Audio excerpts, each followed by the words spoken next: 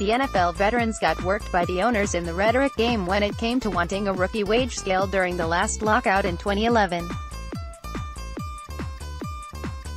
The talk was all about paying JaMarcus Russell. The reality was that the owners got reduced pay for all players through the first 4 to 5 years of their careers, and provided veteran players with their own demise. As younger players became cheaper, decisions on the margin have gone younger. The Associated Press ran a report showing how young the league has gotten.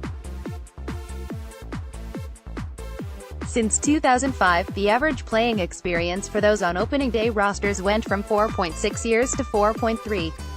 That drop of 0.3 years on average may not sound like much, but put it in this perspective, it's roughly 3 veterans of 5 to 6 years experience being replaced by rookies and second-year players on every roster. It's even more stark when you consider age, because the league is continuing to get younger at entry. The wage scale rules that reduce earnings early make getting to free agency sooner a more attractive carrot. That means more early entrants in the NFL draft. For the first draft after the rookie wage scale was implemented, I noted that there were a record number of 65 underclassmen declaring, and that was directly due to the changed incentives. That number has continued to climb, with 103 granted special eligibility this year and another 35 underclassmen who have fulfilled graduate requirements declaring for the draft. In the span of 8 years, because of the changing wage dynamics, the number of early entrants has more than doubled. I wrote this back in 2011 about the rookie wage scale. They better have airtight language and no loopholes on the salary floor as well. Otherwise, those savings on young player salaries will not be fully realized on the back end. I think that the salary cap has often been a convenient excuse for cap casualties. Teams were cutting or not paying veteran players back in the 1980s without a cap.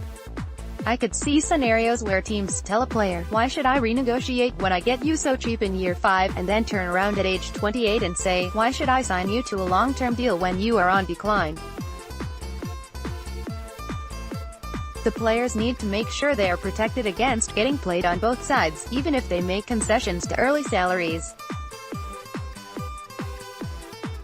Here are the yearly survival rates for the 2008 to 2011 draft classes, which came of age during the start of the current rookie wage structure, versus the 1998 to 2001 draft classes.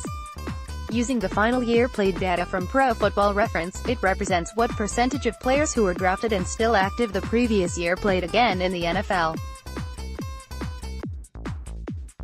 For example, 20 years ago, a lower percentage of players made NFL rosters, and the survival rates for players after 1 year and 2 years were lower. With cheaper young labor, though, we see more players making it to 1, 2, and 3 years. But that shifts when get past 4 years, though, and by the time you get to the 5th year and beyond, the attrition rates kick in for more recent draft picks relative to their brethren from a decade earlier. The current group of stars are largely those that entered the league under the current wage model.